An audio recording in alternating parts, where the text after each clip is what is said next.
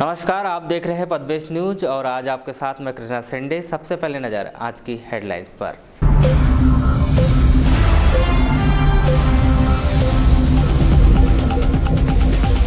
लांजी नगर परिषद के अध्यक्ष की भरी कुर्सी, खाली कुर्सी के लिए 64% हुआ मतदान। एक मतदान केंद्र में बिगड़ी ईवीएम। लालबर्रा के पास डूडी नहर में एक 15 वर्षीय बालक बहा। बालक को खोजने शाम तक चलता रहा अभियान। 20 अगस्त को बालाघाट में युवा कांग्रेस का भारत बचाओ आंदोलन कार्यक्रम की रूपरेखा बनाने हुई बैठक। आलेझरे की नहर में बहे बालक की लाश बरामद। गुरुवार को बह गया था यह बालक। चलती ट्रेन से गिरने से एक व्यक्ति घायल। और आशा कार्यकर्ताओं ने किया 4 अगस्त से हड़ताल का ऐलान। अब समाचार विस्तार से। लांजी नगर परिषद के अध्यक्ष को पद से वापस बुलाने के लिए शुक्रवार 3 अगस्त को मतदान कराया गया। यहां 15 वार्डों में बनाए गए मतदान केंद्रों में सुबह 7 बजे से शाम 5 बजे तक शांतिपूर्ण मतदान हुआ। इस भरी कुर्सी खाली कुर्सी के चुनाव में कुल 64.69% मतदान हुआ। कुल 10,131 में से 6,564 मतदाताओं द्वारा अपने मताधिकार का उपयोग किया गया। यहां मतदान सामान्य और शांतिपूर्वक रहा। किसी भी मतदान केंद्र में अधिक भीड़ नहीं देखी गई। मतदाता सामान्य तौर पर आकर मतदान करते रहे।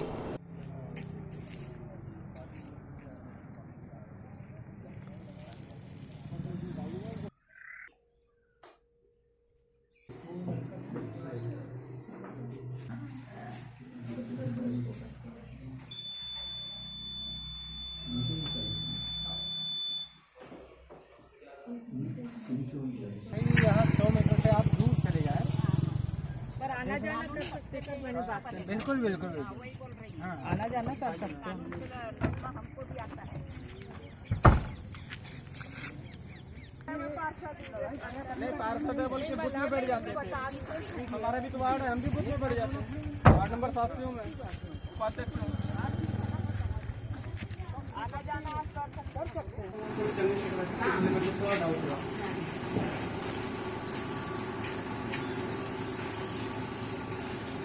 वार्ड नंबर 7 है मैडम, 7 है।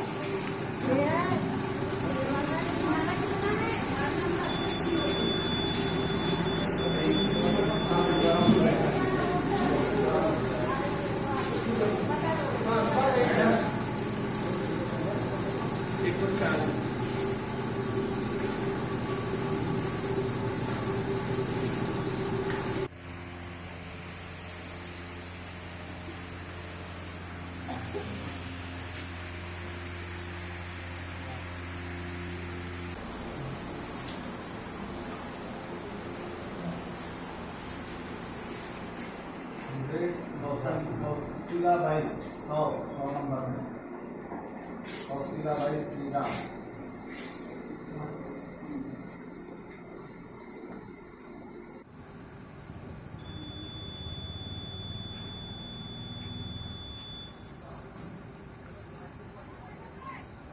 खड़े हो जाओ।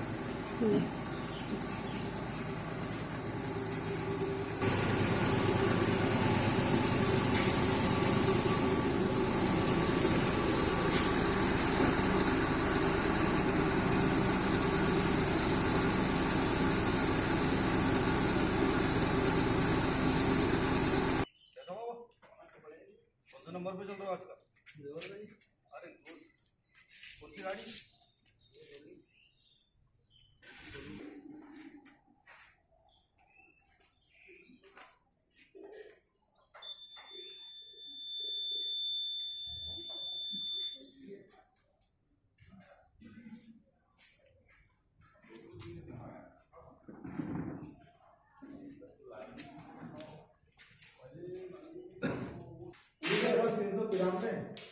और महिला 375, कुल 768 है।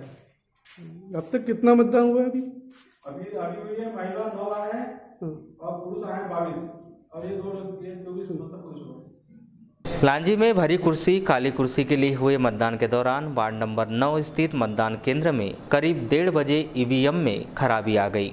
इस पर उस ईवीएम को बदलकर दूसरी ईवीएम का उपयोग किया गया।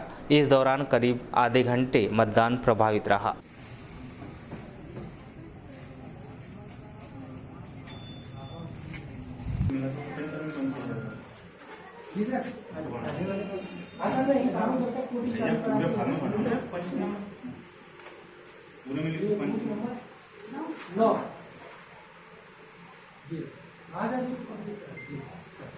तो 9 नंबर मतदान के तो मशीन में कुछ मतलब प्रॉब्लम आई थी या कुछ खराबी से ऐसा कुछ मैटर हमको पता चला था, क्या हुआ था सर?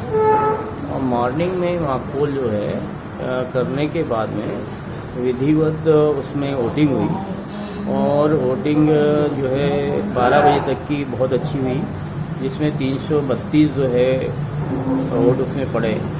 और उसके बाद में मशीन में थोड़ा बटन स्लो चल रही थी, तो निश्चित रूप से हमारे को टाइमली 5 बजे तक की टोटल हमारे जितने मतदाता हैं उनके वोट पड़ जाए, इस उद्देश्य से पीठासीन अधिकारी ने कहा कि सर ये जो बटन है वो उतना काम नहीं कर रही है, इसीलिए टाइम लग रहा है और जो वोटर्स है बाहर खड़े हैं तो इसको जो है चेंज कर दिया जाए। तो हमने उनको बताया कि हम चेंज तो नहीं कर पाएंगे, आप देखिए क्या हो सकता है। फिर हमने अपने एक जो है अधिकारी को भेजा, तहसीलदार को भेजा और भेज करके हमने जांच करवाई। तो जांच करवाने में पता चला कि वो जो बैलेट है, बैलेट इशू करते समय काफ़ी टाइम लग रहा था, इसलिए हमने उस मशीन को विधिवत जो यहाँ के नगर पंचायत के जो अध्यक्ष पद के उम्मीदवार हैं उनके सामने जो है मशीन को विधिवत सील करवाया और सील करवाने के उपरांत दूसरी मशीन हमने एक अतिरिक्त वहाँ उस मतदान केंद्र में इशू किया और इशू करने के उपरांत विधिवत मॉक पोल करवाया। मॉक पोल के समय अभ्यर्थी मौजूद थे और एजेंडे भी मौजूद थे और इसके बाद में पुनः मतदान की प्रक्रिया प्रारंभ की। जितने मत उसके ऊपर पड़ गए थे उसके अलावा उसके बाद मतदान प्रक्रिया शुरू हो गई। हाँ, उसके बाद जो नियम। वहीं मतदान केंद्र क्रमांक 2 में मतदाताओं की पहचान के लिए नगर परिषद की ही एक महिला कर्मचारी की ड्यूटी लगाई गई। यह नियम के विरुद्ध था। इस कर्मचारी को बूथ के बाहर रहकर मतदाताओं की पहचान करनी थी, लेकिन वह बूथ के अंदर कार्य करते देखी गई। इस मामले में अधिकारियों का कहना है कि उसकी ड्यूटी नहीं लगाई गई थी। सर, कलेक्टर साहब ने कहा था कि नगर पंचायत जो कर्मचारी है उनकी ड्यूटी नहीं लगाई जाएगी। हाँ। और वार्ड क्रमांक 2 बूथ नंबर 2 में एक नगर पंचायत कर्मचारी की ड्यूटी लगी हुई है। मतदान कर्मचारी की ड्यूटी, मतदान अधिकारी के रूप में नहीं, ऐसा नहीं। सुनीता नहीं, बाहर ड्यूटी होगी। नहीं, अंदर बूथ के अंदर हाँ, वो वीडियो है वहाँ महिला कर्मचारी के रूप में ड्यूटी लगी हुई। नाम से जो है राजस्व महिला वो केवल ये है कि आइडेंटिफाई करना है मतदाताओं को, इसीलिए उसको लगाया गया है कि कोई माने बुर्खा में कोई महिला आती है और कोई मान लो आक्षेप करता है कि साहब ये मतदाता नहीं है, उसको देखने के लिए, उसको जानने परिचय के लिए ये लगाया गया है। लोकल हाँ, वो बाकी उसमें नहीं लगाया गया है। पर्टिकुलर जो हमारे मतदान पार्टी है उसमें नहीं लगाया गया। नहीं सर, मतदान पार्टी में है ना, शामिल है, उसका नाम शामिल है। नहीं, आप नहीं बता रहे पर हम आपकी लिस्ट में नाम है। अरे आपको बता रहा हूँ मैं, आपको आपने जो ड्यूटी लिस्ट लगाया है चार्ट उसमें है। स्थानीय हमने आंगनवाड़ी कार्यकर्ता लगाया है, स्थानीय और हाँ, सब जगह वही हाल है, लेकिन नगर पंचायत में एक बूथ में नगर पंचायत भाई उसकी रेगुलर जो है पीठासीन अधिकारी या मतदान अधिकारी नंबर 1 में नहीं लगाई गई है, केवल पहचान के लिए लगाई गई है। 3 अगस्त को हुए चुनाव के संदर्भ में लांजी नगर परिषद के चुनाव returning officer SDM Asharam Meshram ने बताया कि पूरा मतदान शांतिपूर्वक रहा, कहीं से कोई अप्रिय घटना की खबर नहीं है। आपको बताएं, यहां नगर परिषद के अध्यक्ष श्रीमती मीरा समरीते को पद से हटाने यह मतदान कराया गया था। शुक्रवार को हुए मतदान की गिनती 7 अगस्त को की जाएगी। यदि भरी कुर्सी को अधिक वोट मिलते हैं तो श्रीमती समरीते पद पर बनी रहेगी, अन्यथा अध्यक्ष का पद रिक्त हो जाएगा। लालबरा के पास ग्राम पंचायत मेरेगांव से गुजरी वैनगंगा ढूटी नहर में शुक्रवार को एक 15 वर्षीय बालक पैर फिसल जाने से गिरकर पानी के तेज बहाव में बह गया। यह बालक अभय साकरे सावरी खैलांजी निवासी बताया गया है, जो अपनी बुआ के यहां आया हुआ था। बालक अभय गांव के कुछ लड़कों के साथ नहर तरफ गया था। वहां पैर फिसलने से वह नहर में गिर गया और तेज बहाव में बह गया। आसपास खेतों में काम कर रहे लोगों ने बहते बालक को बचाने की कोशिश की, लेकिन तेज बहाव में बालक बह गया। इस पर पुलिस को खबर दी गई। पुलिस द्वारा शाम तक बालक को खोजने का अभियान चलाया जा रहा था।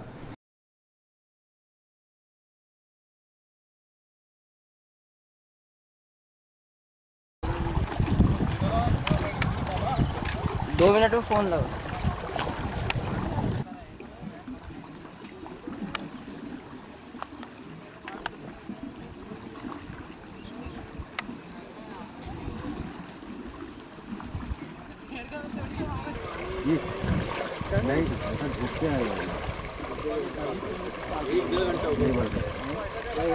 लाश जब तक खुलेगी नहीं, जब तक जल्दी आगे बढ़ेगी नहीं पेट से। अभी तो फूलते जाएगा वो, समझ लो। हल्का हल्का पानी भरा है, एकदम तोड़ दिया होगा। नाम? सुजीत चंद्रवाल। कहाँ रहते हो? मेरे गाँव। तो कैसी है घटना हुई आज यहाँ पे? ये नहर पे बैठा था किनारे पे। कौन था वो? क्या नाम है उसका? अभय साकरे। कितने वर्षीय था? 15 वर्ष। 15 वर्ष। तो साथ में आए थे 2 जन? हाँ, नहीं 4-5 लोग थे। तो इन्हें क्या कर रहा था नहर में बैठ के? वो बैठा था नीचे किनारे पे, पैर फिसला गिर गया। तो फिर जानकारी किसको दी इस चीज़ की? इधर खेत में साइड में पारा लगा रहे थे, वो आए। हाँ, कूदे तो नहीं मिला। ढूंढने डाले यहाँ पे तो मिला ही नहीं। ये पुलिस अभी आई है? हाँ। तभी कहाँ पे? आगे गई। आगे चेक कर जाएगा जाके। युवा कांग्रेस द्वारा 20 अगस्त को बालाघाट में भारत बचाओ आंदोलन किए जाने का कार्यक्रम तय किया गया है। इस आंदोलन की रूपरेखा बनाने 3 अगस्त को एक बैठक का आयोजन किया गया। इस बैठक में युवा कांग्रेस के राष्ट्रीय सचिव बंटी सेलके और प्रदेश कार्यकारी अध्यक्ष नितिन भोज प्रमुख रूप से शामिल हुए। बैठक में 20 अगस्त को आयोजित प्रदर्शन कार्यक्रम की रूपरेखा तय की गई। इस बैठक के दौरान ही युवा कांग्रेस के नवनियुक्त पदाधिकारियों का स्वागत भी किया गया। इन्हें जो आवाज दिया है और आज मध्य प्रदेश में पूरा भाई जो आज हर क्षेत्र में जो काम कर रहे हैं, जो युवाओं को जो इन्हें अपना साथ देके सबको नॉमिनेट किया है, मैं बहुत उनका धन्यवाद देना चाहता हूँ, बहुत बहुत आभार व्यक्त करता हूँ। और माननीय श्री कमलनाथ जी का भी बहुत बहुत इस मान से आभार व्यक्त करता हूँ, जिन्होंने हमें जवाबदारी दी। हम इस जवाबदारी को जिम्मेदारी समझ के और 20 तारीख का जो कार्यक्रम है भारत बचाओ आंदोलन, उस कार्यक्रम को सफल बनाने के लिए हम पूरी अपनी ताकत जोड़ देंगे। और मेरे सभी साथियों से निवेदन है कि अपने हर क्षेत्र में युवाओं को निकाले, हर घर घर जाके उनको बताएं कि आज क्या हो रहा है। और इसी बीच मैं ये भी कहना चाहता हूँ कि यहाँ कोई जो बैठे हैं सब अपने आप को ये ना समझे कि हम यहाँ छोटे हैं बड़े, सबको कांधे से कांधा मिला के और इस कार्यक्रम को सफल बनाना है। भैया बताएं, आज बैठक आयोजित की। ये यूथ कांग्रेस की जिला स्तरीय बैठक है। इसमें नवनिर्वाचित अध्यक्षों का स्वागत हुआ, नवनिर्वाचित पदाधिकारियों का स्वागत हुआ। इसमें सम्माननीय राष्ट्रीय सचिव बंटी सिलके जी सम्मिलित हुए। इसमें मंडला जिला अध्यक्ष सम्माननीय मेरे बड़े भाई अभिनव चौरसिया जी सम्मिलित हुए। ये बैठक का मेन उद्देश्य ये था कि यूथ जो 20 तारीख को हमारे राष्ट्रीय अध्यक्ष जी का कार्यक्रम है, उस कार्यक्रम की रूपरेखा बनाने के लिए एक छोटी सी जिला स्तरीय बैठक रखी गई, ताकि पूरे मध्य प्रदेश वरन पूरे मध्य प्रदेश जिले से लोग आने वाले हैं। हम बालाघाट को दायित्व मिला है, तो बालाघाट, मंडला, जबलपुर, सिवनी, डिंडोरी, यहाँ आसपास से जितनी संख्या आ सकती है, उस संदर्भ में माननीय बंटी सिलके जी आके यहाँ पे हम सबको संबोधित करेंगे, हमारे से रूपरेखा बनाएंगे। मेन उद्देश्य यही था। दिशा निर्देश यही है कि आने वाले 20 तारीख को सम्माननीय राष्ट्रीय अध्यक्ष केशव चंद्र यादव जी की अगुवाई में, उसी तरह से हमारे मार्गदर्शक, हमारे नेता और मध्य प्रदेश कांग्रेस कमेटी के सम्माननीय अध्यक्ष कमलनाथ जी, सांसद कमलनाथ जी के नेतृत्व में बालाघाट में जो है एक यहाँ पर कलेक्ट्रेट घेराव जो है, ये भारत बचाओ आंदोलन के तहत यह किया जाने वाला है। कि यह आंदोलन करने का मूल मकसद ये है कि 2014 के पहले जिनके नाम 2014 के पहले प्रधानमंत्री जिनके नाम के सामने भी अगर हमने लगाए तो प्रधानमंत्री नाम का अपमान होगा, ऐसे नरेंद्र मोदी ने आश्वासन दिया था कि प्रतिवर्ष बेरोजगारों को जो हमारे युवा जो साथी है उनको 2 करोड़ रोजगार दिए जाएंगे, लेकिन ये सारे चीज़ें उनकी फोल ठहरी। उसी तरह से किसानों को इन्होंने कहा था, किसानों को जो वायदे इन्होंने किए थे वो वायदों पे ये खरे उतरे नहीं। उसी तरह से देखा जाए तो आज देश के अंदर में, बालाघाट के अंदर में, मध्य प्रदेश के अंदर में जिस तरीके से महिलाओं को प्रताड़ित करने का काम ये सरकार कर रही है, ये सरकार के विरोध में यह भारत बचाओ आंदोलन जो है सम्माननीय कमलनाथ जी और सम्माननीय केशव चंद्र यादव जी के नेतृत्व में किया जाने वाला है। और आज की यह जो बैठक जो थी, ये बैठक हमारे सभी सम्मानीय साथी जो हमारे अभी कार्याध्यक्ष जो बने हुए बालाघाट जिले के, उनका स्वागत करने के लिए, हमारे प्रदेश में सचिव महासचिव जो बने हैं हमारा स्वागत करने के लिए, उसी तरह से हमारे सम्मानीय जो हमारे भाई जो कार्याध्यक्ष जो अपने मध्य प्रदेश युवा कांग्रेस के जो बने हुए हैं, और एक ऊर्जा उनके बनने से एक नई संजीवनी जो बालाघाट के युवाओं में जो आई है, तो उनका भी स्वागत करने के लिए OBC SC ST pensioners association द्वारा जिला प्रशासन को एक ज्ञापन सौंपा गया। देश के राष्ट्रपति और प्रधानमंत्री के नाम संबोधित इस ज्ञापन में देश के समस्त धार्मिक संस्थाओं में रखे धन को सरकार द्वारा अधिग्रहित करने की मांग की गई है। फिर इस धन को निश्चित समय के बाद उसी धार्मिक संस्थाओं को लौटा दिए जाने का सुझाव भी दिया गया। मैं BR भैरम, अध्यक्ष OBC SC ST pensioner association जिला बालाघाट। किस संबंध में आज आपने कलेक्टर साहब को ज्ञापन? हम लोगों ने माननीय कलेक्टर महोदय को आज ज्ञापन सौंपा है कि महामहिम राष्ट्रपति रामनाथ कोविंद और प्रधानमंत्री नरेंद्र भाई मोदी जी को ज्ञापन सौंपा है। और वो ज्ञापन इसलिए सौंपा है कि इस देश में विभिन्न धर्मों के नाम से जितने मंदिर मस्जिद गिरजाघर हैं, उनमें कहीं भी अकूत धन रखा है, और इतना धन रखा है कि उसका अनुपयोग हो रहा है, वो रखा पड़ा है। तो ऐसे धन को 98 वर्ष के लिए लीज में भारत सरकार अधिग्रहित कर ले और उस धन का उपयोग राष्ट्र कल्याण के लिए हो। और यदि ऐसा हुआ तो भारत महान भारत बन जाएगा, और 98 साल बाद भारत सरकार उस राशि को मान्य अनुपात में वापस उसी संस्था को दे दे, तो उस संस्था का नुकसान भी नहीं होगा। एक सूत्र से, एक ढेले से 2 शिकार हो जाएंगे, देश का भी कल्याण और धार्मिक संस्थाओं का भी भला। इससे अच्छा कोई सुझाव हो नहीं सकता था। इसलिए हमारे पेंशनर संगठन ने अपने मंथली बैठक में विचार करके प्रस्ताव पास करवाया, और प्रस्ताव पास करवाने के बाद हम लोगों ने आज संरक्षक महोदय के साथ पहुंचकर माननीय कलेक्टर महोदय के माध्यम से महामहिम राष्ट्रपति और प्रधानमंत्री जी को ज्ञापन सौंपा है। सोशल मीडिया पर धार्मिक भावनाओं को ठेस पहुंचाने किए जाने वाली टिप्पणी के विरोध में नगर के सर्व समाज से जुड़े युवाओं ने जिला प्रशासन को एक ज्ञापन सौंपा। महामहिम राष्ट्रपति, प्रधानमंत्री और प्रदेश के डीजीपी के नाम सौंपे गए इस ज्ञापन में धार्मिक भावनाओं को ठेस पहुंचाने वालों पर कड़ी कार्रवाई किए जाने की मांग की गई है। आज बालाघाट जिले के समस्त जागरूक युवाओं के साथ में और आदरणीय सभी वरिष्ठ मुस्लिम समाज के व्यक्तियों के साथ में आज आने के सबसे महत्वपूर्ण कारण ये है कि आए दिन जो सोशल मीडिया के माध्यम से या अन्य रूपों के कारण जो एक व्यक्ति विशेष की गलती के कारण आज पूरे समाज को अपमानित होना पड़ रहा है। ये वही भारत देश है जहाँ पर शहीद आज़म अशफाक उल्लाह खां साहब ने अपनी आज़ादी के रक्त से इस देश को आज़ाद कराया, और ऐसी आज़ादी को हमारे युवा कभी कतई भूल नहीं सकते। और इस देश की आज़ादी में के साथ साथ में इस देश में मिसाइल मैन के जाने वाले शहीद आज़म शहीद का इसलिए दर्जा देते हैं क्योंकि वाकई में इस देश के लिए किसी ने लड़ा है।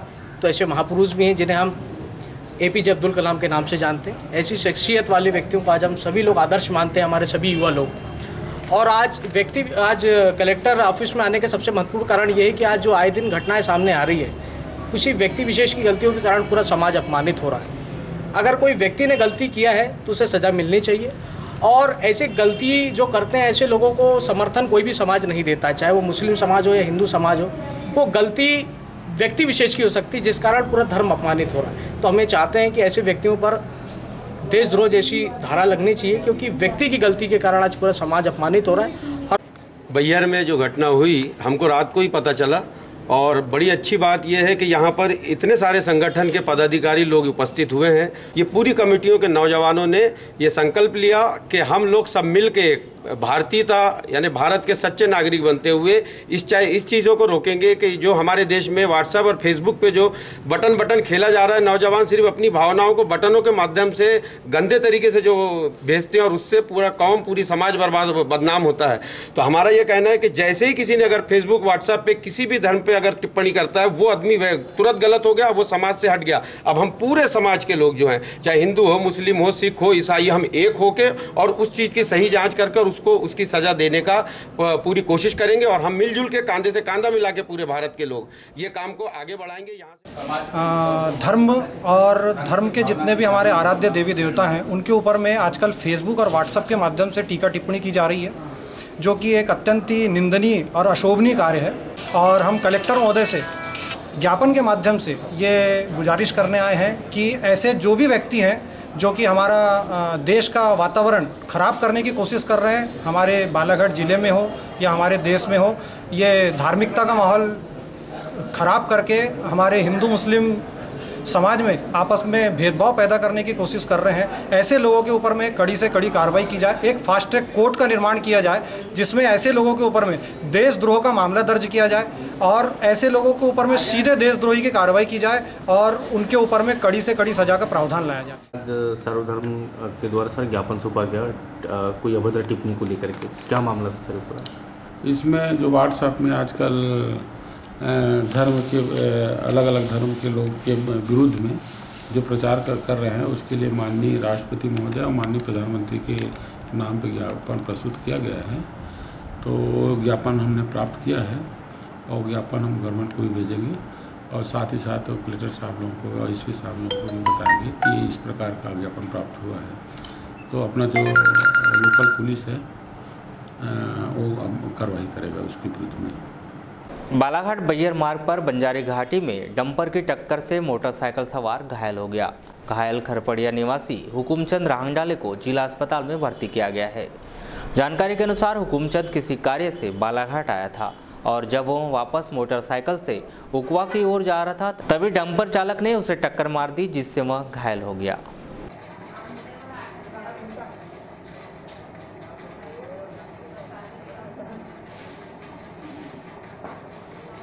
डाक विभाग द्वारा दीनदयाल स्पर्श योजना के अंतर्गत ली जाने वाली लिखित परीक्षा का आयोजन रविवार को वीरांगना रानी दुर्गावती उच्चतर माध्यमिक विद्यालय में किया गया है, जिसमें बालाघाट, सिवनी और नैनपुर के 168 विद्यार्थी हिस्सा लेंगे। इस परीक्षा में चयनित विद्यार्थियों को द्वितीय चरण की परीक्षा में शामिल किया जाएगा, जिसमें मेरिट में आने वाले विद्यार्थियों को 1 वर्ष के लिए 6,000 रुपये की छात्रवृत्ति प्रदान की जाएगी।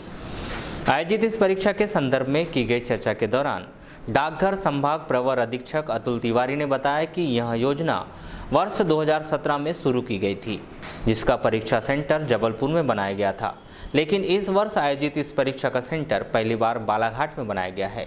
देखिए, दीनदयाल स्पर्श योजना के तहत जो फिलेटली स्टैम्प होता है, फिलेटली स्टैम्प के कलेक्शन, जैसे कि किंग्स हॉबी या हॉबी ऑफ किंग्स कहा जाता है, विभिन्न अलग अलग प्रकार की जो टिकटें जारी होती हैं उनका कलेक्शन किया जाता है। थीम वाइज भी कर सकते हैं, जैसे कोई जानवरों पे करता है, कोई पक्षियों पे, कोई तितलियों पे, कोई जो है वो किसी हिस्टोरिकल बिल्डिंग्स पे, इस तरह से अलग अलग उसमें कलेक्शन की हॉबीज़ रहती हैं। इन्हीं हॉबीज से रिलेटेड जो है वो दीनदयाल स्पर्श योजना गत वर्ष से शुरू की गई है विभाग में, और इसका मुख्य उद्देश्य यह है कि जितना अधिक से अधिक बच्चे हैं आज के समय में वो इस योजना से जुड़ें, फिलेटली स्टैम्प को जानें। फिलेटली स्टैम्प देश का जो हेरिटेज कल्चर है उसको भी पोस्टेज स्टैम्प के ऊपर उतारता है। तो इन सब को जोड़ने के लिए बच्चों को ये योजना प्रारंभ की गई है। इसमें गत वर्ष सेंटर जो था जबलपुर था, जहां हमारा कि फिलेटली ब्यूरो होता है, और जबलपुर, इंदौर, ग्वालियर और भोपाल 4 जगह सेंटर रखे गए थे। इस बार अथक प्रयास करके ये कोशिश की गई कि यहाँ ज़्यादा से ज़्यादा संख्या में बच्चों को इसमें इन्वॉल्व किया जाए, शामिल किया जाए। तो इस बार जो है बालाघाट डिवीज़न में, जिसमें कि मंडला, सिवनी, डिंडोरी और बालाघाट डिस्ट्रिक्ट आते हैं, तो इनमें लगभग 180 बच्चों के आवेदन हमारे पास आ चुके हैं। इन 180 में से 12 बच्चे जो हैं वो मंडला और डिंडोरी के हैं, जो कि जबलपुर सेंटर में जाएंगे। बाकी बालाघाट सेंटर में 168 बच्चे शामिल हो रहे हैं। ये परीक्षा जो है आगामी 5 तारीख को, इतवार को, रानी दुर्गावती वीरांगना जो उच्चतर माध्यमिक विद्यालय है वहाँ पर आयोजित की। वैश्य महासम्मेलन जिला इकाई बालाघाट द्वारा 11 अगस्त को वैद्यलान में वैश्य प्रतिभा सम्मान समारोह और संभागीय बैठक का आयोजन किया गया है, जिसमें जिला इकाई द्वारा वैश्य घटक के 10वीं व 12वीं की परीक्षा में 85% से अधिक अंक लाने वाले और विशेष उपलब्धि प्राप्त करने वाले छात्रों को प्रमाण पत्र देकर सम्मानित किया जाएगा। इसके अलावा इस कार्यक्रम के दौरान संभागीय बैठक व आजीवन सदस्यों का सम्मेलन का भी आयोजन होगा। 11 अगस्त को आयोजित होने वाले इस कार्यक्रम की रूपरेखा बनाने के लिए शुक्रवार को अग्रसेन भवन में एक बैठक का आयोजन किया गया, जिसमें वैश्य महासम्मेलन के जिला पदाधिकारियों ने कार्यक्रम की रूपरेखा तैयार की। उनकी बैठकें जो होगी वो सुबह 10 बजे से 1 बजे के बीच में होगी। उसके बाद वो जो बाहर से जो आए हैं उनका दोपहर में भोजन होगा और उनका सम्मेलन होगा। उसमें माननीय हो सकता जी रहेंगे, मुख्य अतिथि संभागीय अध्यक्ष होंगे। उसी में जो प्रतिभा सम्मान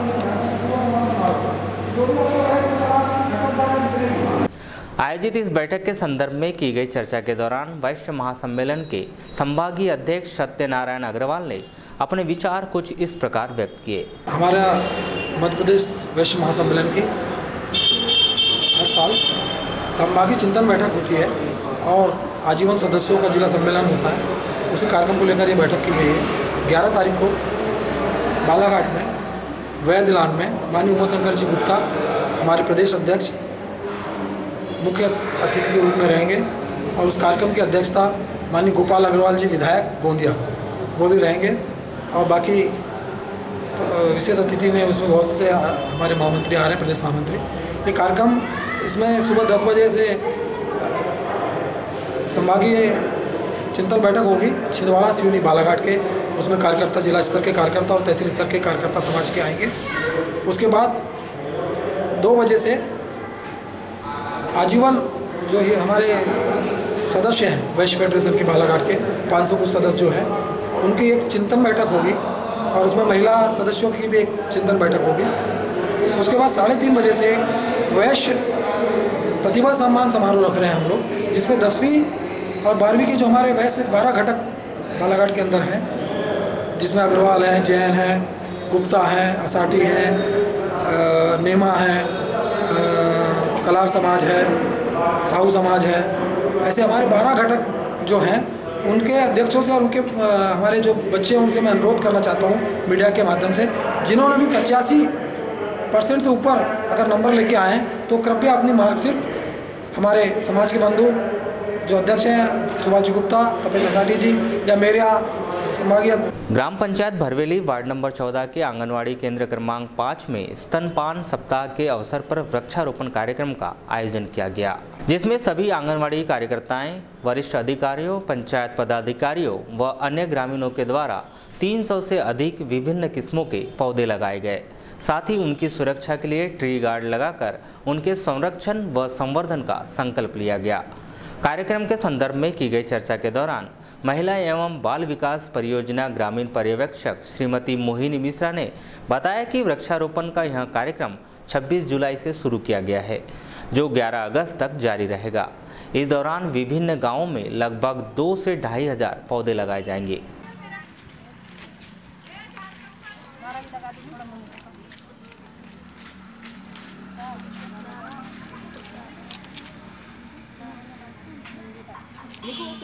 आओ मिलकर पेड़ लगाएं, पृथ्वी को हरा भरा बनाएं। आओ मिलकर पेड़ लगाएं, पृथ्वी को हरा भरा बनाएं।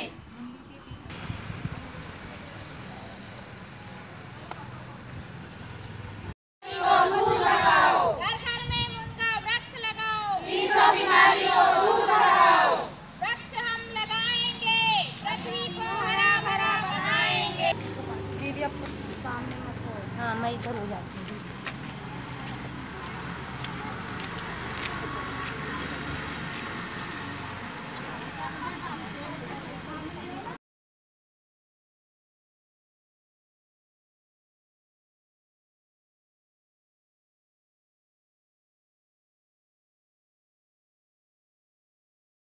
हमारे यहाँ 1 अगस्त से 7 अगस्त तक स्तनपान सप्ताह का आयोजन प्रतिवर्ष किया जाता है।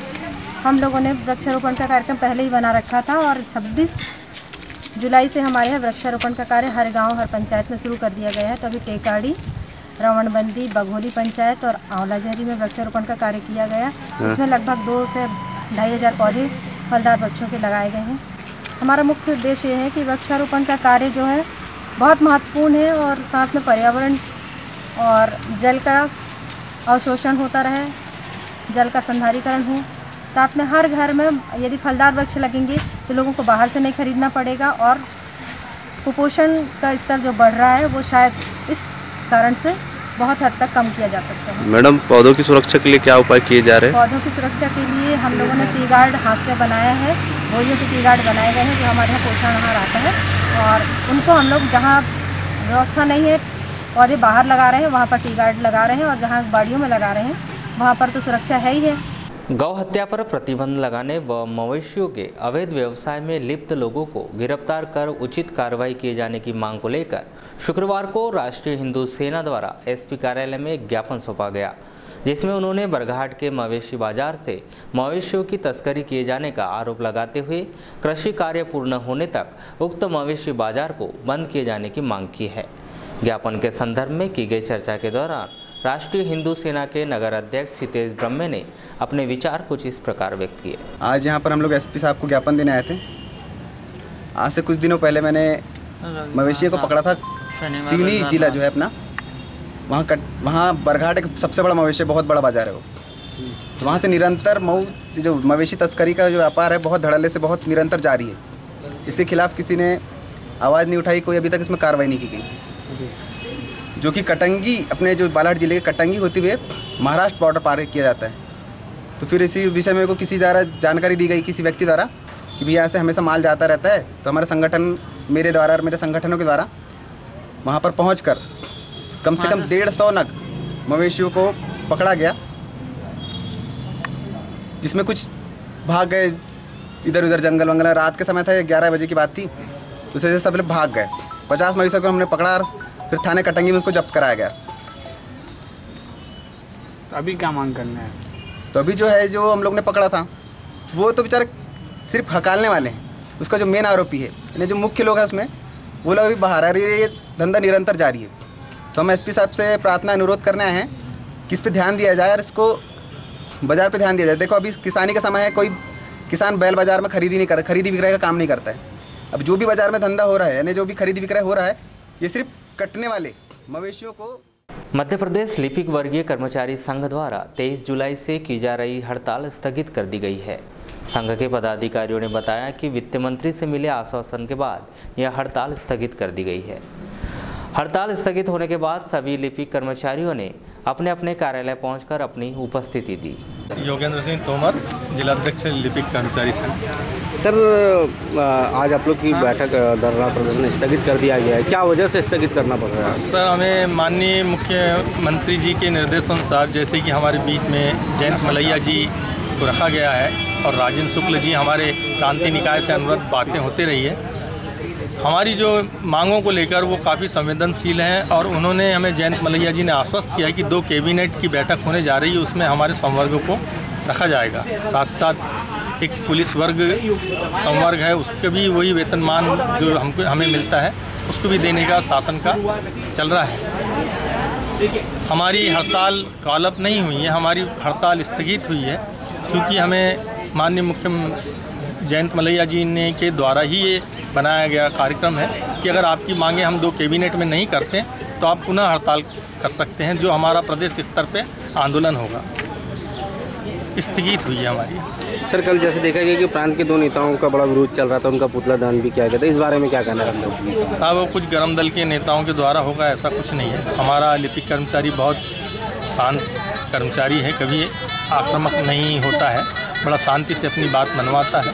और हमारा प्रांतीय नेतृत्व जो है मनोज वाजपेयी जी, वो बहुत अच्छे, हमें छोटे छोटे जो हमारी विसंगतियाँ हैं उसको निपटाते जा रहे हैं। उनके कार्यकाल की मैं बहुत बहुत बधाई देता हूं उनको इस माध्यम से, क्योंकि उनके कार्यकाल में हमारी एक लेखापाल विसंगति थी, वो सुधर रही है। 240 से 300 दिन का अवकाश हमें मिल रहा है। और जैसे कि हमारे इरिगेशन में जबकि तीसरा समयमान वेतनमान नहीं मिला था आज दिनांक तक, तो उसको भी NSUI के पदाधिकारियों ने शासकीय उत्कृष्ट विद्यालय लालबर्रा पहुंचकर प्रभारी प्राचार्य को ज्ञापन सौंपा, जिसमें स्कूल छूटने के समय दुर्घटना से बचने, छात्र छात्राओं को सड़क पर व्यवस्थित रूप से यातायात के नियमों का पालन करते हुए चलने के निर्देश दिए जाने की मांग की। इन पदाधिकारियों ने कक्षाओं में पहुंचकर छात्र छात्राओं को यातायात के नियमों की जानकारी भी दी। वहीं इन पदाधिकारियों ने थाना प्रभारी से मांग की है कि स्कूल लगने और छूटने के समय भारी वाहनों पर प्रतिबंध लगाया जाए।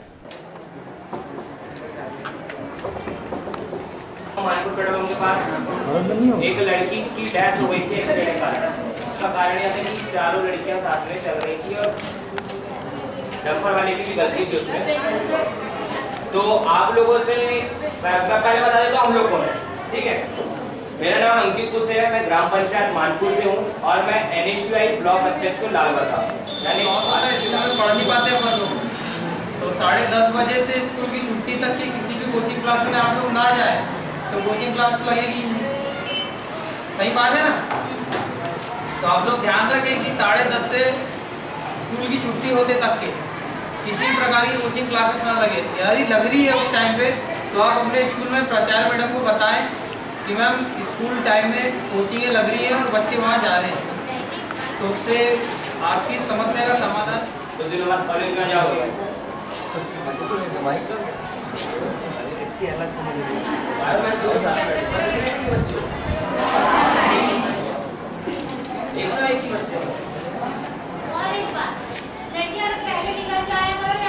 मैडम ऐसा हो कि पहले जैसे छुट्टी होती है तो उसको कंट्रोल करने के लिए बॉयज लोग को पहले भेज दें, गर्ल्स लोग को बॉयज को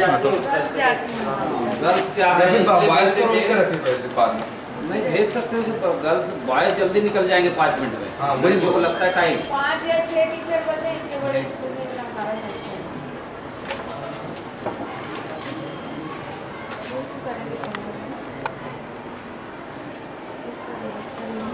हम लोग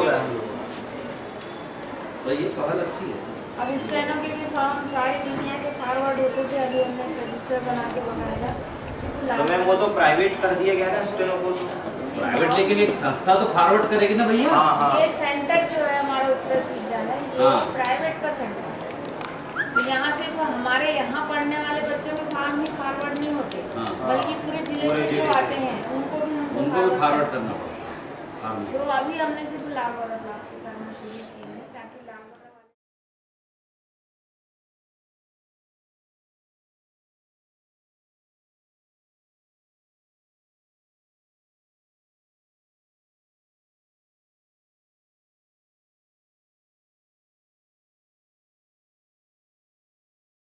पर यातायात में व्यवधान उत्पन्न न हो लालबर्रा शहर में, इसलिए प्राचार्य महोदय से मिलने आए थे।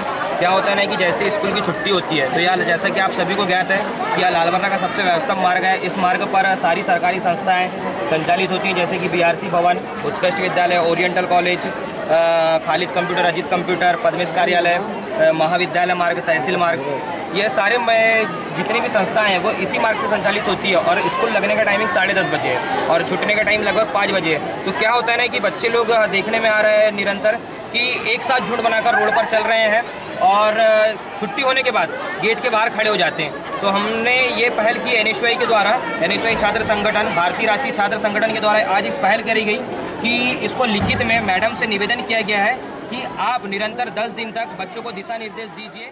मैं ब्रजेश यादव, NSUI नगर अध्यक्ष। कौन कौन सी समस्या आ रही है? लोग आज यहाँ पर आए थे मैडम के पास कि यही मतलब आजकल ज़्यादातर देखा जाता है स्कूल टाइम पे कोचिंगें ज़्यादा लगती है, तो हमने यही प्रिंसिपल मैडम से बोले थे विद्यालय में आकर कि मैम पालक समिति एक बैठक की मांग करें हमने यहाँ पर, जिसमें सभी स्टूडेंट के पालकों को बुलाया जाएगा और कोचिंग के टीचर को भी बुलाया जाएगा, जिसमें या उनको हिदायत दी जाएगी कि आप कोचिंग टाइम में किसी प्रकार की कोचिंग ना लें, जिससे कि स्कूल में होने वाली पढ़ाई मतलब बहुत से बच्चे जो है गरीब परिवार से रहते हैं, कोचिंग नहीं पढ़ पाते हैं, तो वे बच्चे स्कूल में ही अधिकांश अपनी पढ़ाई पूरी करते हैं। वे बच्चों का घाटा ना हो, इसीलिए हमने मैडम से मांग करें पालक समिति की बैठक करवाएं, उसमें हमको ही बुलाएं। और ये NSUI के छात्र हमारे पास आए थे और इनका कहना है कि स्कूल के सामने जब छुट्टी का समय होता है तो जाम लग जाता है रोड पे, तो बच्चों को अलग अलग, छात्रों को छात्राओं को अलग अलग रवाना किया जाए और छात्र छात्राएं सड़क पर पैदल न चले साइकिल लेकर। ये एक अच्छी बात है और इसके लिए हम अपने छात्र छात्राओं को निर्देशित करें। सिहोरा क्षेत्र के किसानों ने 3 अगस्त को कांग्रेस सेवा दल के नेतृत्व में विद्युत विभाग के अधिकारियों को एक ज्ञापन सौंपा गया। इसमें कृषि कार्य के लिए 12 घंटे बिजली प्रदान किए जाने की मांग की गई है। किसानों ने बिजली प्रदान किए जाने में भेदभाव किए जाने के आरोप भी लगाए हैं। नहीं तो उससे काम करिए, व्यवस्था बदल के दिन में किसानों का काम दिन में रहता है, दिन में 10 घंटे बिजली दीजिए। और दूसरी चीज, चलो 6 और 4 घंटे तो ये तो ईमानदारी से बिजली मिल सकती है ना इनको,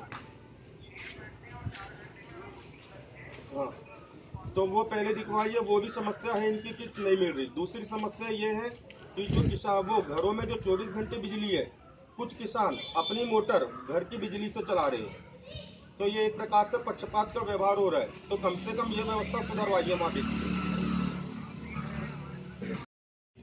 वो मिल रही है 4 घंटा 6 घंटा, मुझे तो व्यवहार हो रहा है इस प्रकार से।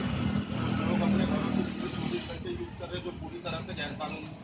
एक तो उनमें तत्काल कार्रवाई की जानी चाहिए, और दूसरी चीज, इन लोग की फसल के आपको आज के आगे वो मालूम है कि बारिश न होने के कारण से मोटरों में काम चालू है, और यदि बिजली 2 और 4 घंटे दी जाएंगी तो ये बताइए कि खेती किसानी कैसे हो पाएगी।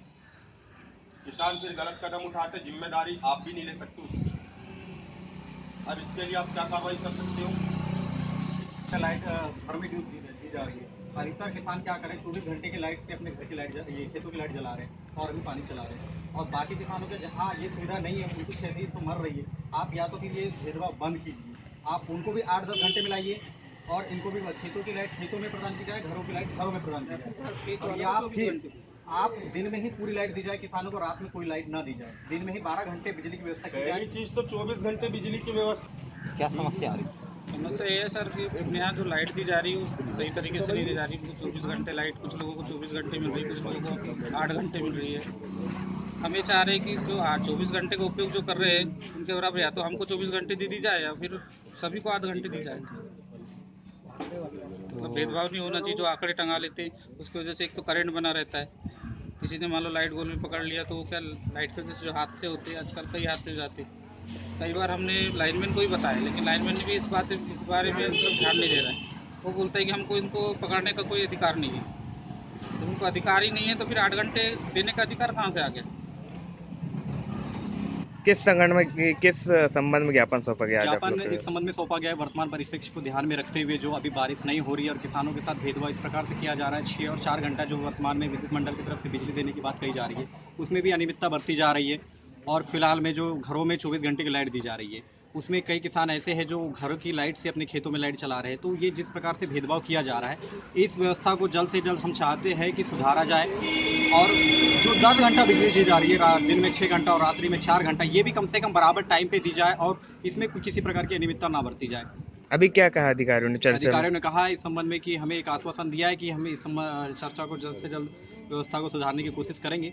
देखते हैं, अगर ये व्यवस्था जल्द से जल्द नहीं सुधरेगी तो किसानों की तरफ से एक जन आंदोलन किया जाएगा। जब मैंने यहाँ पे आके उनकी समस्या का जाना तो पता लगा कि सिहोरा ग्राम पंचायत में खासकर वहाँ पे 24 घंटे जो बिजली देने की बात की जाती है, खेती किसानी के लिए जो 10 घंटे बिजली देने की बात की जाती है। अफसोस की बात है कि खेती किसानी के लिए जो अभी एक बहुत ज़्यादा तकलीफदायक वो परिस्थिति चल रही है, चूँकि बारिश कम है, लोगों को नहर से अपने कुओं से पानी लेके खेती करना पड़ रहा है। उस समय भी बिजली विभाग के द्वारा जो 10 घंटे बिजली दी जानी चाहिए वो बिजली नहीं दी जा रही, जिसका परिणाम ये है कि वहाँ के किसानों की आज फसल सूखने में आ चुकी है। इसके लिए ग्रामीण लोगों के साथ में मिलकर आज यहाँ पे बिजली विभाग में एक आवेदन दिए हैं। यहाँ के वाराशुनी के एक अधिकारी है यादव जी, मैंने जब उनसे बात करा तो यादव जी ने बोले कि भैया 10 घंटे बिजली पर्याप्त दी जा रही, परंतु ऐसा नहीं है।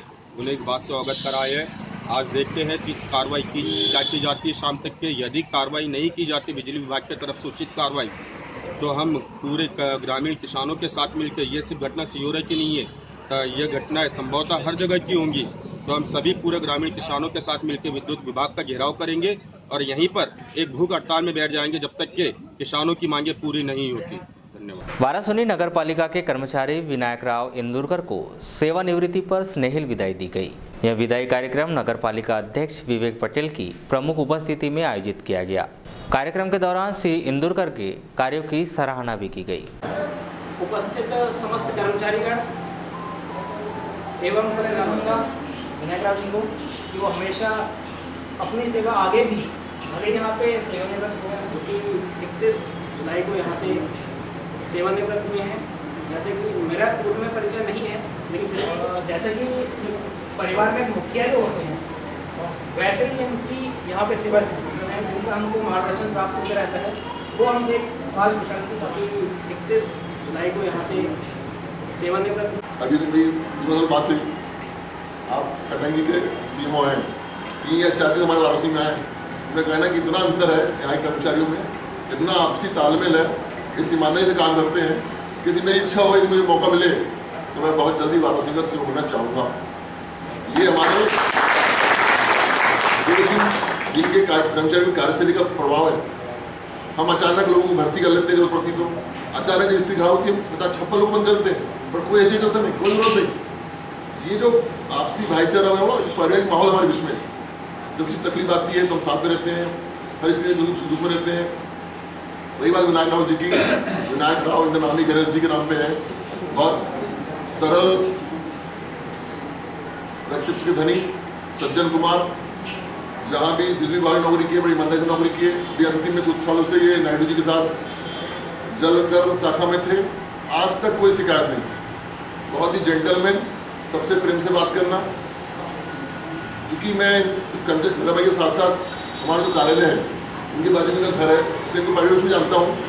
इनके 2 बेटे बहुत उद्दंड, इनके बेटे बहुत बदमाश, बचपन से दोनों बच्चे हम लगा देने को प्याऊ जाके तोड़ देना, खूब मस्ती करना, इसको मारना उसको मारना। ऐसे 2 बदमाश बच्चों के पिता थे, तब भी वो प्रेम से इनका एक बेटा हमारा नगरा में कार्यरत है। पर अच्छी बात यह है कि कुछ भी हो, भले बच्चे के उद्दंड हो, इनके संस्कार है। मैं कई बार बिल्कुल से बात होती है, बिल्कुल बोलता है कुछ तो जुझ रहा है वो, पर अभी बात करता भैया सबसे बढ़ के मेरे माँ बाप हैं। ये अच्छी बात, अभी बोलता भैया सबसे बढ़ के मेरे माँ बाप हैं। ऐसे संस्कार इन्होंने अपने बच्चों को दिया है। आज आप कार्य से डर हो रहे हैं, जिंदगी से नहीं। एक सांस की समय में घूम रहती है 60 साल 62 साल। वाराणसी बालाघाट ब्रॉडगेज ट्रैक पर चलती ट्रेन से गिरने से एक व्यक्ति घायल हो गया। यह व्यक्ति जयकी गोलेंद्र बालाघाट से वाराणसी की ओर आ रहा था, तभी चलती ट्रेन से गिरने से वह घायल हो गया। उसे सिविल अस्पताल में भर्ती किया गया है।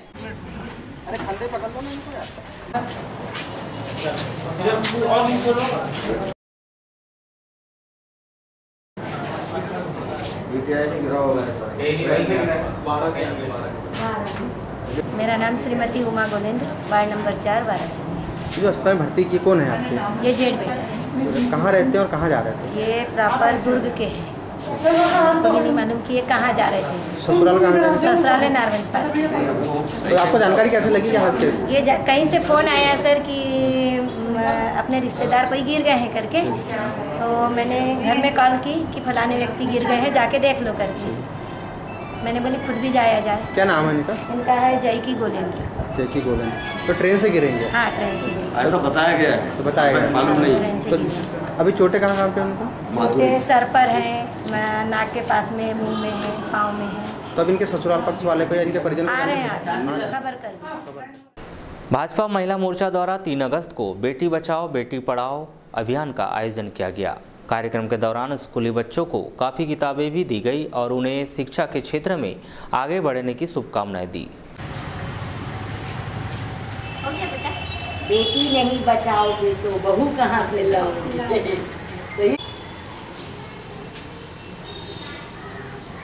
जय वंदे वंदे बेटी बचाओ बेटी पढ़ाओ। बेटी बचाओ खुशहाल वाली का भविष्य देश का, खुशहाल वाली का भविष्य देश का। मैं बेटी बचाओ बेटी पढ़ाओ की वाराणसी ब्लॉक की प्रभारी हूँ और मुझे ऐसा लगा कि बेटी बचाओ बेटी पढ़ाओ में कुछ पेन पेंसिल कुछ कपड़े, गरीब गवर्नमेंट स्कूल है, इसमें गरीब बच्चे हैं, तो मुझे ऐसा लगा कि इनको कुछ कपड़े दिया जाए पेन पेंसिल किताब। कौन से विद्यालय में पहुँचे आप लोग और क्या वितरण कर रहे हैं? आज कपड़े वितरण किए, पेंसिल, कटर, रबर, किताब। क्या मनसा है आपकी इस तरह से कर रहे हैं आप? ये हमारी मनसा है कि चलो ये गवर्नमेंट स्कूल में बच्चियाँ पढ़ती है तो इनके पास कोई व्यवस्था नहीं है, कपड़े नहीं है, कुछ बच्चे ऐसे हैं कि उनके माँ बाप नहीं है, तो इसलिए उन बच्चों को दान कर दिया गया और बच्चियों की सहायता। आज यहाँ पर हमारे यहाँ की जो प्रभारी है बेटी बचाओ बेटी पढ़ाओ अभियान की, उन्होंने एक कार्यक्रम रखा था जिसमें मुझे आमंत्रित किया यहाँ पर, और मैं उस कार्यक्रम में यहाँ पर प्राथमिक शाला में आई। शासन की क्या मनसा बेटी पढ़ाओ बेटी पढ़ाओ? देखिए, शासन तो जब से हमारे मुख्यमंत्री जी आए हैं तब से ही उन्होंने सिर्फ बेटियों पर ही विशेष ध्यान दिया है।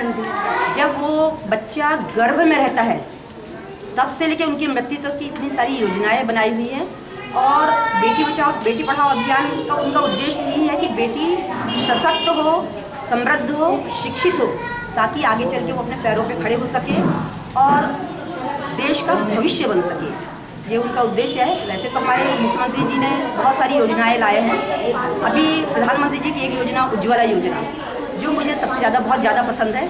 आज हमारी ग्रामीण महिलाएं जो अपना फेफड़ा खराब करती थी, चूल्हा जलाती थी, आज उनके लिए गैस का जो वितरण किया है गरीब परिवार में, उससे उनको बहुत सहारा मिला है। और जब जिस जिस जगहों में हम जा रहे हैं तो प्रधानमंत्री जी की वो जय जयकार कर रहे हैं, क्योंकि उनकी एक बहुत बड़ी समस्या हल हो रही है। हमारी वैसे मुख्यमंत्री जी ने, चाहे वो महिलाओं के क्षेत्र में हो या बालिकाओं के क्षेत्र में हो, उनकी पढ़ने की सुविधा से लेकर उनकी शादी से, उनकी पढ़ाई से, उनके विदेश जाने से लेकर सारी सुविधाएं उपलब्ध करा दी।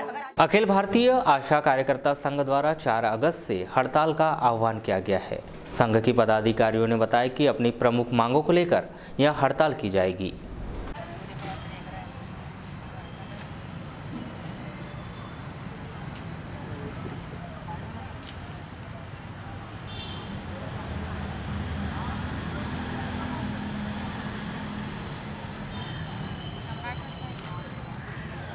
और आज हमारे आशा कार्यकर्ताओं को किसी भी प्रकार का कोई भी मानदेय और किसी प्रकार का कोई शासन से कोई पैसा नहीं मिलता। आज हमारी एक आशा बहन एक मतलब शासन का ही काम किया, जो शासन के काम में हम लोगों के साथ में किसी भी प्रकार का कोई भी लाभ नहीं दिया जा रहा है। जैसे आज जो प्राइवेट में उनका जो इलाज हो रहा है, तो हमारी शासन से ये मांग है कि हमारी आशा कार्यकर्ता को ज़्यादा नहीं फिर भी मतलब 5 लाख रुपए का सहायता राशि उनको देनी चाहिए। स्वास्थ्य सहायता राशि, और उनका बीमा करीबन 5 लाख का बीमा होना चाहिए। स्वास्थ्य विभाग के तहत जो भी हम काम कर रहे हैं, इसका हमारे को कोई चीज़ का पैसा नहीं दिया जाता। सिर्फ हम डिलीवरी लेकर के जाते हैं, उसका पैसा पर मिलता है, लेकिन वो भी 3 महीने के बाद मिलता है। तो क्या दिक्कतें आती है आपको? सर वही आह्वान, तो जो भी हमारा पैसा है हर महीने डालना चाहिए, और जो हम काम करते हैं उसका पैसा मिलना चाहिए। और जब सरकार क्या बोलती है नहीं वो काम करो वो काम करो, जब हमारे लिए काम आता है तो काम के पीछे पैसा आना चाहिए, तो हम काम करेंगे, नहीं तो हम वो काम नहीं करेंगे। आज आप लोगों की मीटिंग की, आज आप लोगों ने मीटिंग अटेंड नहीं करे, क्या कारण है? क्या कारण था कि जो कि हमारी एक आशा बहन है रीना सोनेकर, उसका ये एक्सीडेंट हो चुका है, तो हमको खबर मिली, इसलिए हम लोग आने तो समझो बोले आज हम बैठक नहीं करेंगे और हम उनके बारे में कुछ सोचें। कहाँ जा रही थी वो डिलीवरी केस लेकर के बालाघाट गई थी और वो रिटर्न में अपने घर जा रही थी, उस बीच उसका एक्सीडेंट हुआ। मीटिंग में आने तो अभी अपने कहाँ पे है वो एडमिट कहाँ? एडमिट वो अंत गणपति मेमोरियल में। वारासनी क्षेत्र में ग्राम पंचायत आलेझरी के पास नहर में गुरुवार को 2 बालक नहर में बह गए थे। इनमें से एक बालक दीपक खैरवार को उसी समय आसपास के लोगों द्वारा बचा लिया गया था। दूसरा बालक योगेश मानेश्वर नहर में बह गया था। इस बालक की लाश शुक्रवार को मेंढकी और लड़सड़ा के बीच नहर से बरामद की गई।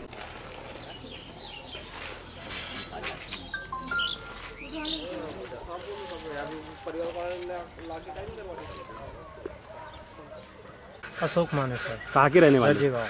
क्या घटना हुई? अरे क्या है, कल ये लड़के लोग शाम को दोनों 5 बजे स्कूल से आने के बाद खेत जा रहे थे, तो जाते जाते इनका साइकिल स्लिप होने के कारण दोनों साइकिल से ही गिर गए। तो एक ने चिल्लाया तो उसको बाजू में परा लगाने वाले ने निकाल लिया और ये डूबा का डूबा ही रह गया, ये दिख ही नहीं पाया। इसलिए आगे निकल गया। कब की घटना ये? कल 5 बजे से आया। किसने देखा फिर इसको दोनों नहर के डूबते हुए? वो बच्चे ने बताया, वो हल्ला किया तो उसको खींचे तो उसने बताया कि और एक मेरे साथ वाला भी है करके। एक को कल बचा लिया गया? कल बचा लिया उसको जिंदा नहीं। ये कितने दिन से लापता है? कल शाम 5 बजे से। आज कितने बजे मिली इसकी बॉडी? 11 बजे। क्या मेंढकी? मेंढकिया डोंगा, हाँ मेंढकिया लड़खड़ा के बीच में। ये मेरे गांव का बच्चा है, योगेश पिता तिलक मानेश्वर, ग्राम रजे गांव का। कहाँ मिला? ये नहर से जा रहा था, साइकिल से नहर में गिर गया। तो कब की घटना ये? कल 5 बजे की। ये कितने व्यक्ति थे? ये 2 लोग लड़के थे। कहाँ से कहाँ जा रहे थे ये रालेजरी से रजेगांव जा रहे थे खेत से। तो ये दोनों गिर गए, एक ने चिल्लाया बच गया, ये छोटा बच्चा था इसलिए डूब गया। तो इसकी बॉडी कहाँ मिली? ये मिली लड़थड़ा और मेंढकी के बीच में। नहर में मिली? नहर में। साइकिल भी मिली? नहीं, साइकिल वही मिली गिरी। हाँ, घटना स्थल साइकिल है। अपने वहाँ पे वो मिल गया। ये प्रशासन की लापरवाही कारण हो रही। प्रशासन में जो एस्टीमेट में प्रावधान था कि साइड में वाल बननी थी 1.5 फीट की, उस वाल के पैसे को रिजेक्ट करके जो रिजेक्ट किया गया है, जिसके कारण घटना दुर्घटना हो रही। बड़े वाहन कच्ची रास्तों के कारण चले जाते हैं नहर में। और नहर का सीमेंटीकरण होने के कारण भी था। नहर के सीमेंटीकरण के साथ साथ नाले दीवार का भी प्रावधान था, सपोर्टेड वाल का। वो सपोर्टेड वाल को एस्टीमेट से गायब कर दिए। इस कारण ज़्यादा घटना हो रही है। इसका जिम्मेदार प्रशासन है। कटंगी में विगत 1 सप्ताह से आयोजित श्रीमद् भागवत पुराण का विधिवत समापन किया गया। इस संगीतमय भागवत महापुराण के समापन अवसर पर हवन पूजन और भंडारे का आयोजन भी किया गया।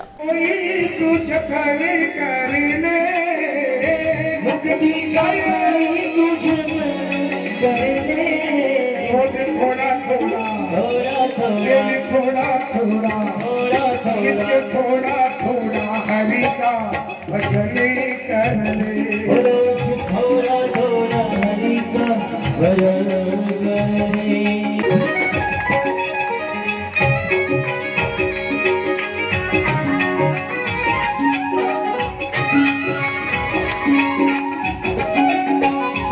आत्मा के साथ साथ मन कर ले, हो आत्मा के साथ साथ मन कर ले, आत्मा के साथ साथ मन कर ले। रोज थोड़ा थोड़ा थोड़ा थोड़ा थोड़ा थोड़ा थोड़ा थोड़ा थोड़ा हरि का भजन कर ले। रोज थोड़ा थोड़ा क्रोध को तू कायम दफन कर ले, क्रोध को तू दफन कर ले, क्रोध को तू कायम दफन कर ले, क्रोध को तू कायम दफन कर ले। रोज थोड़ा थोड़ा डेली थोड़ा थोड़ा थोड़ा थोड़ा पंडे थोड़ा थोड़ा रोजिना थोड़ा थोड़ा हरि का भजन कर ले, थोड़ा थोड़ा हरि का। चलते चलते एक नज़र आज की हेडलाइंस पर एक बार फिर।